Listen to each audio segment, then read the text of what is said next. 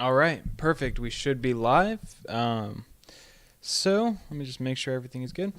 So what's up, everybody? Matt here, NFT Garden. If you're just tuning in and you're new to the channel, welcome. Thank you so much for stopping by. This is going to be a very short live stream. If you guys want me to, I can put together a better kind of summary and a little bit more in-depth video about this later on. But basically, this is just going to be kind of like a public service announcement, if you will, of what's been going on with the Prime Ape Planet project. I don't know if any of you guys have heard about this. You probably haven't, unless you were directly affected or have been hanging around inside that community. But only a few days ago, 115 NFTs were quote unquote seized by OpenSea from this collection, and there is little to zero information about this out there. You cannot Google it. You can't. The team has not made any public announcement about it on Twitter or in their Discord.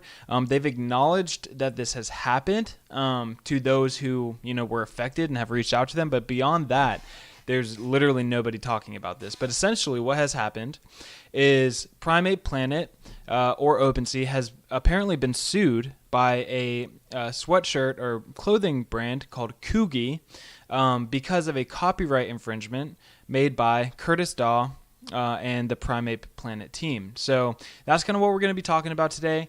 Now, this isn't like me hating on that project in any way at all. This is more so just because it unfortunately has happened to them. So, I'm not speaking out against Prime Ape Planet in any way, but I do want to cover what has happened, what led to this, and then kind of discuss a little bit about the precedent that this sets going forward for the NFT space and future projects. So with that being said, let's get right into it. Let me switch over. Perfect. So basically what has happened is if you go to the OpenSea collection for Prime Ape Planet, you will see that if we scroll down a little bit, you'll see that as of right now, there are 7,864 listings. Now, that is not the amount of listings that was originally there, or rather, that's not the actual amount of NFTs in the collection. The collection originally had 7,979. So, if you do your math, you'll realize that about 115 NFTs are no longer listed under this collection. Specifically, it's going to be the NFTs that have the, let me find them, sweater green blue and sweater red yellow trait. Sorry, I wanted to show you guys the full collection before I switched over to this. Here we go. So both of these traits, you'll see when you select them, neither of them will display, even though there's 51 red yellows and 64 green blues. Now here's an image of what these actually looked like. This is the green blue sweater trait, and then I could not find the red yellow, and the reason for that is because you cannot find any of these NFTs on OpenSea anymore. If you want to find them, you have to go to another marketplace, at least right now, and that's because of this apparent lawsuit. Now, I say apparent because we don't know 100% if they were sued outright or if it was maybe a cease and desist, or maybe it was just the clothing brand company threatening, or we don't know exactly what happened behind the closed doors of OpenSea because nothing has been announced officially yet. But we do know that everybody who owned these or currently own, they still own these NFTs. They're just not allowed to list them for sale on OpenSea itself, which is a really big deal, obviously. Now, this is an interesting situation, and it's kind of the first that I've ever heard of. A project that has infringed on a brand's copyright and now has been forced to delist all those NFTs from OpenSea. It's a huge deal because I know, for example, I have a friend who actually informed me of this whole situation in my Discord, and he bought one of these NFTs with this trait for 4 Ethereum not very long ago. And now, no matter what he does, he's not able to sell on OpenSea anymore, which is a huge deal. Again, I did say you can go to, say, Rarible, Super Rare, Nifty Gateway, one of those other platforms, and you can still sell on there as of this moment. Now, that might change if Kugi or the clothing brand makes its way over there and does whatever they did with OpenSea to those platforms and basically prevents them from being sold at all. Now, it's a huge issue. And this kind of goes back to, checking the fundamentals of a team and a project. This is why it is, and I've stressed this in the past, it is so important for a project to have a solid legal department as a part of their team because of many reasons, but one of them including copyright infringements. As the wild west of NFTs we're starting to kind of see some rules and regulations be put into place. Now, it's still very much so wild west. However, it is gaining enough attention where big brands are really kind of making sure that nobody's out here stealing their work, their intellectual property, and that they're getting their money for the copyrighted materials that they use and produce, right?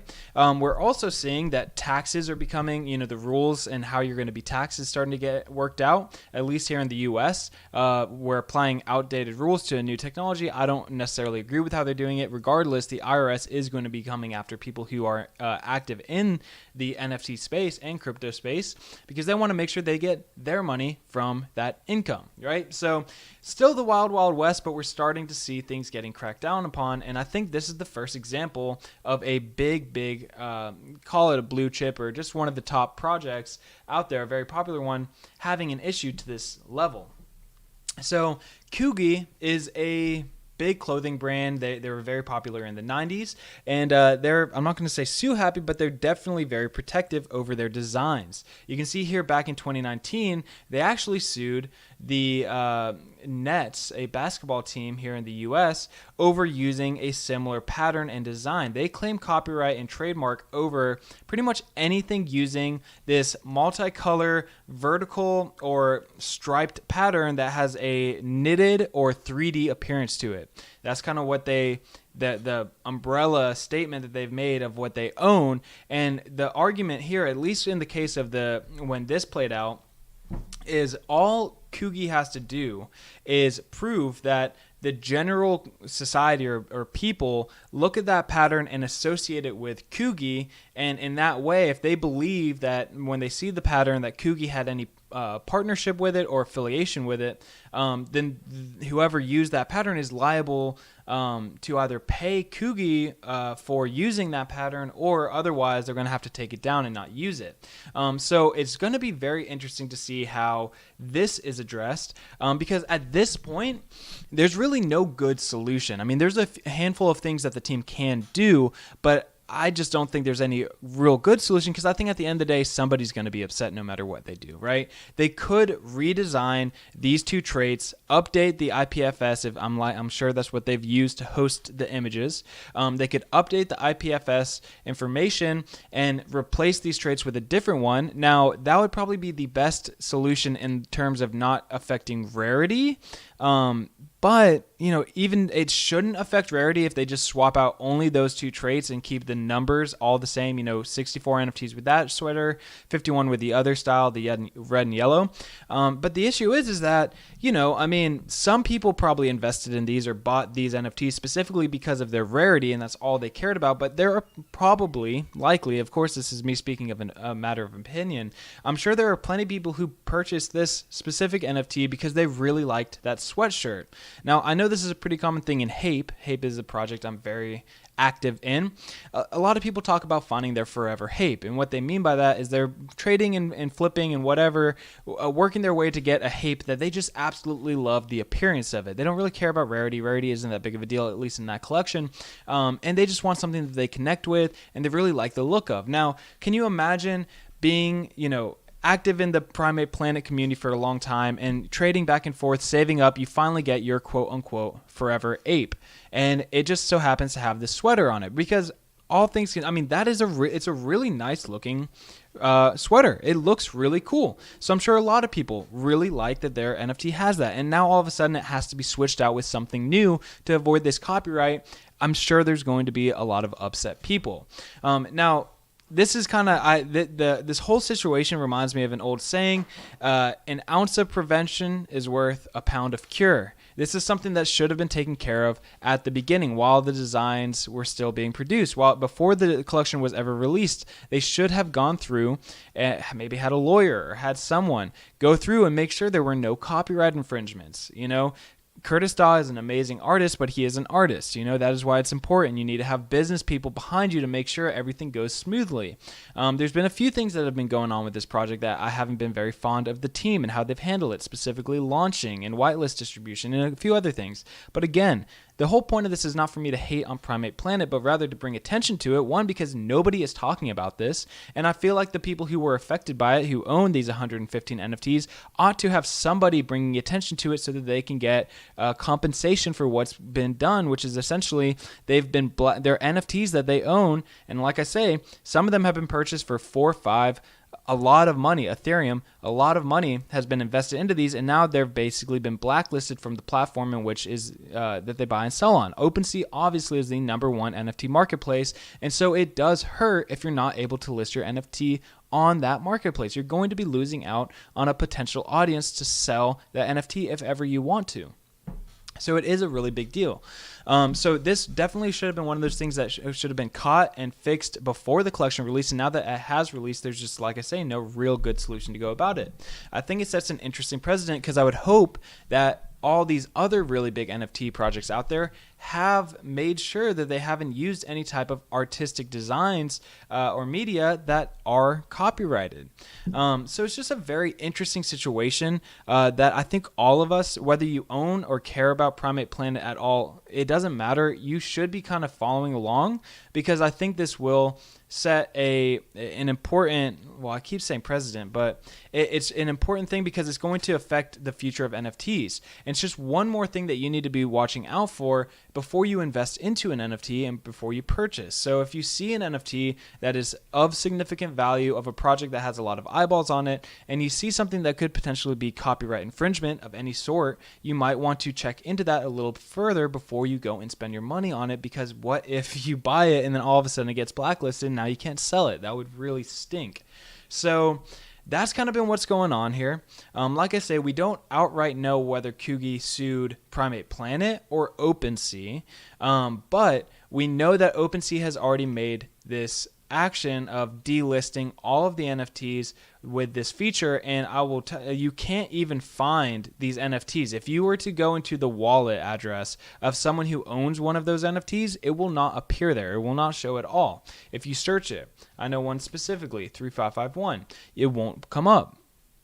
So it's really interesting because it's not just like they prevent you from selling it. It's not even able to be listed on this marketplace at all. And I think that if he's already, he, she, the brand, whatever, whoever it was, if they've already gone after OpenSea, I'm sure that all the other marketplaces are on this list. I don't think they're going to just stop at OpenSea. I think they're going to want to stop the selling and trading of those NFTs across the board unless they get some form of compensation. And they might even not want compensation. They might want them to remove that trait altogether from the collection. Either way, it's going to be a big deal, and it absolutely will set the tone of what happens into the future of the NFT community. It's a big thing. So that's really it, guys. Like I say, I just got back from vacation 20 minutes ago. I'm pretty tired. I've been driving for 4 or 5 hours today. But I've been wanting to make this video. This only happened a few days ago.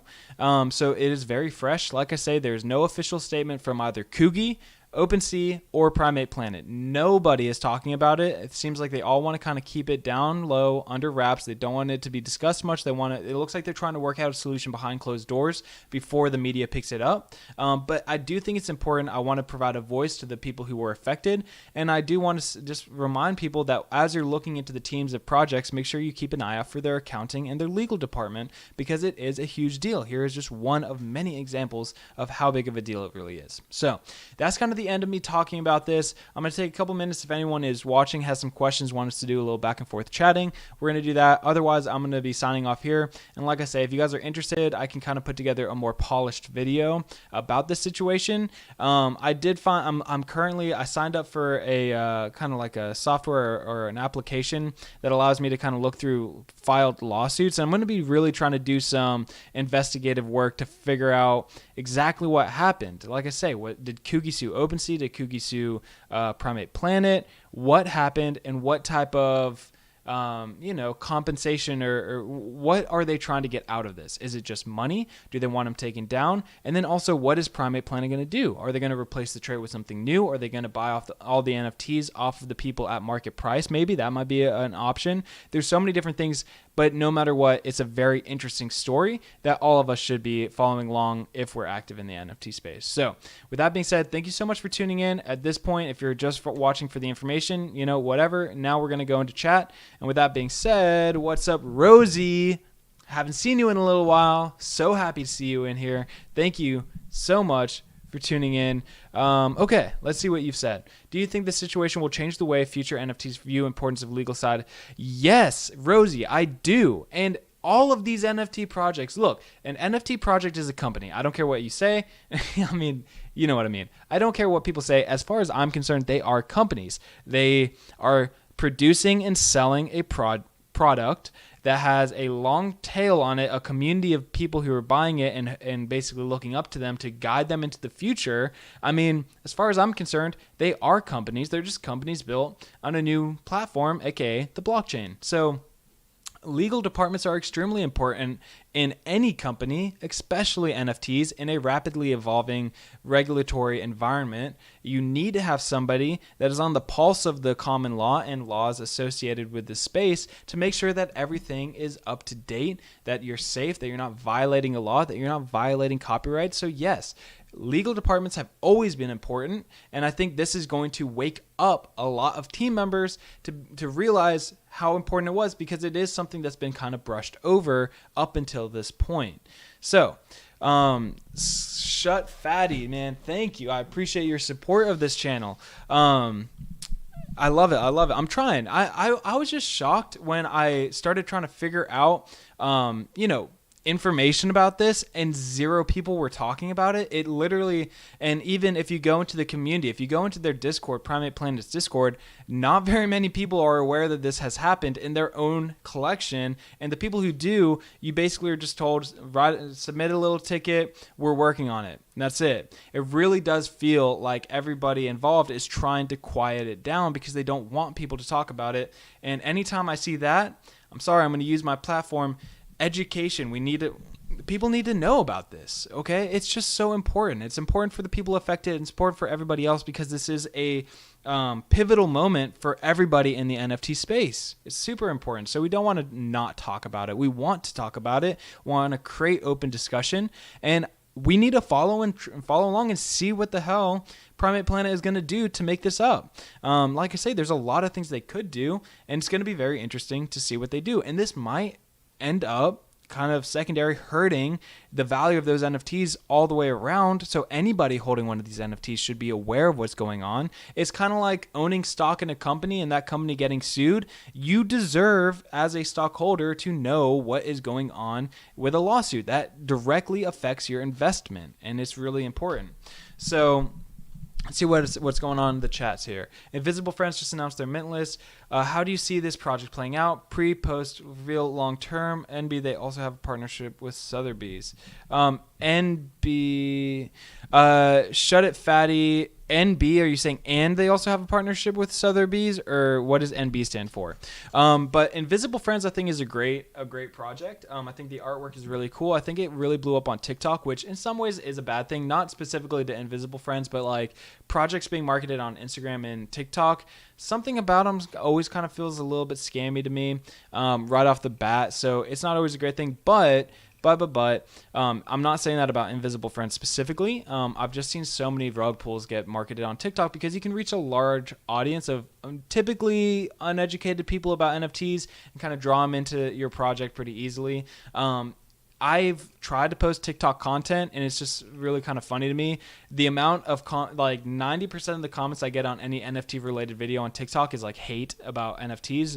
The overall community on TikTok is not very, they don't really like NFTs so much. They think it's stupid, and that's fine. Twitter is definitely the place to go. So anyways, I say that because it seems like Invisible Friends has created a little bit of an audience of people inside and outside of the NFT space, which is important. I'm saying this in a good way, actually, because, Bored Ape Yacht Club, most people, if you show them just off the street the image of a Bored Ape Yacht Club NFT, they're going to at least recognize it. They might not know exactly what it is or their value or anything like that, but they've definitely reached the mainstream. And in part, that's why they are so valuable. Cultural significance is an important factor to the value of NFTs. And so Invisible Friends having that kind of word of mouth or that awareness from people outside of the NFT space is a big deal. So I think that's going to be very beneficial. Plus, when they team up with other really notable artists and brands, like I'm referring to the Random Character Collective, that's just even more power to them. So I think that'll really help them out in the long term. And if they are, in fact, partnered with Sotheby's, yet again, another really strong partnership. So I think in the long term, that project is going to be really good. Now, in reference to specifically their pre-reveal, post-reveal, and long-term, now, it's hard for me to speak on that. Honestly, I haven't followed that project very closely the past few weeks. I've been super busy and distracted a lot. I mean, if you go back and watch my most recent live stream, I'll explain to you my mental space, there's a lot going on the past couple weeks, and I've kind of been, pulled away from YouTube and some other projects for a while. So now I'm getting back into it. So I'm going to go and check that out. And I'll have an answer for you, Shut It Fatty, before they mint. So go and join my Discord. I'll put a link down below. It's linked in all my other videos and also on my actual channel page. Join there and I'll talk a little bit more in depth about my analysis of pre, post, and long term for Invisible Friends. Rosie, because people talk about it, more affects the floors. Yeah, and Rosie, so speaking to that, people probably don't want to talk about because you're right, it definitely will affect their floor price. But my thing is it's so important. I'd rather be aware of what's going on. It's going to get out there. People are going to find out about this one way or another, and I would rather know about it up front and at least understand why my floor is dropping of the collection than just all of a sudden this floor drops and you're like, what is going on? And then all of a sudden, oh wait, we're getting sued. Why wasn't? I think transparency is so important for any team. And that's always the approach. I think even if it's negative in the short term, I think it builds more trust in the long term. And that's really important for the long term. So let's see what else people are saying. Sorry, I haven't been on here. Hey, no problem at all, Rosie. I appreciate that you're back. Yeah, we're growing nice and steady. Like I say, because I haven't been very active the past 2 to 3 weeks, my channel's growth has greatly been slowed down. I've noticed that, but I'm not worried at all. I know why that's happened, so that's a good example. I know why the growth of my channel has slowed down. It's because I haven't been putting time into it. And so I'm not very worried about that because I can always put more time into it. Same thing with Primate Planet. If I see the floor dropping, at least I know there's a lawsuit. But if the team's being transparent and is working through it and I trust in them, I'm not very concerned in the long term because I know that they will go about it in a reasonable way and everything will be okay. That's why transparency is so important. So with that being said, guys, I think I'm going to wrap this up. Let me know in the comments below, whether on live or just after this video is posted. Shoot me a tweet or say something in the Discord. Let me know if you want me to do a more polished video about this. Possessed NFT, Shut It Fatty, I've never heard of that one. So if you're not already ready, go into my Discord, join it. Like I say, there's a link on my YouTube channel. You can click on it. It'll take you right over to Discord, get you in there. Once you're verified, you can go and post projects for me to check out in the project suggestions channel of my Discord. You will see what I'm talking about. If you're not in there already, I have it all explained. A nice it'll walk you through what all the channels are. Go and post both of the NFTs you just commented in that channel, and I'll take a look at it as soon as I have some free time and let you know my thoughts, because I haven't heard of either of those ones, Possessed NFT or Shaman's NFT. So go and post in the project suggestions channel on my Discord. Anyone else who's tuned in, if you're not already, go and join my Discord. It's going to be the best place to get information. I post new projects that are coming out well before I tweet them or anything. It's kind of like an alpha group. If you're looking to get into new good projects early before they pop, that is kind of where you want want to go to do that. In addition to that, you can see kind of when I post videos, live streams, ask me questions, information about NFT tools. I mean, just so much. I'm trying to create a whole host of resources in my Discord. And soon enough, I'm going to have people who are educated on taxes, filing your taxes, setting up LLCs, how to save on taxes, how things are taxed in the US with NFTs, legal advice, all sorts of stuff going on in there. So go and join my Discord if not already. Other than that, I am going to be coming out with more updates on this specific situation as it develops. So stay tuned for that. And then we got a whole lot of stuff coming out this week. Oh my goodness. I'm going to be talking soon about Coinbase's NFT market and how it's going to affect the overall NFT market, what it could mean for the projects that have been partnered with it, which is AKA a little sneak peek. It's really good stuff. When that might be coming out. I'm going to talk about Melania Trump's new NFT project and all the drama that's going on with that. If you weren't already aware, probably don't even care. It doesn't even matter. But it is important. It is kind of interesting stuff going on there. But other than that, thank you guys all for tuning in. I know there's not too many of you. My intention wasn't to get a bunch of people in the live stream, but more so just live streaming is a really easy and quick way for me to basically speak to you guys and produce a video. I don't need to worry about updating or uploading rather, editing or anything like that. I can just kind of click live. I can talk to you guys really quick, let you know what's going on, and it's immediately on my channel. So that's kind of why I use live stream in this way. But throughout this week, I will be doing more of my really long live streams where we maybe go and find new projects or talk about other things going on in the community. We can do a lot more back and forth. So just stay tuned for that. All in all, I'm going to be much, much more active on YouTube again, just like I used to be. Probably 2-3 videos a week, 2-3 live streams a week, and all sorts of stuff going on. So Rosie, you're not in my Discord. Don't worry. I know you've been busy. Go and join it. Say what's up. I can't wait to see you guys in there. Otherwise, hope you enjoy the rest of your night. Let me know if there's any projects, content, or other things that you want me to talk about and make videos about in the future.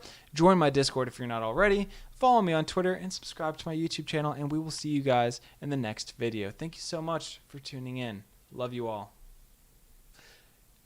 Now, just so you know, there's like a big delay. So if you're still watching this video, I'm just waiting to make sure I don't cut off my stream in the middle of talking because there's about a 15-second delay. So you can just leave now or you can hang out.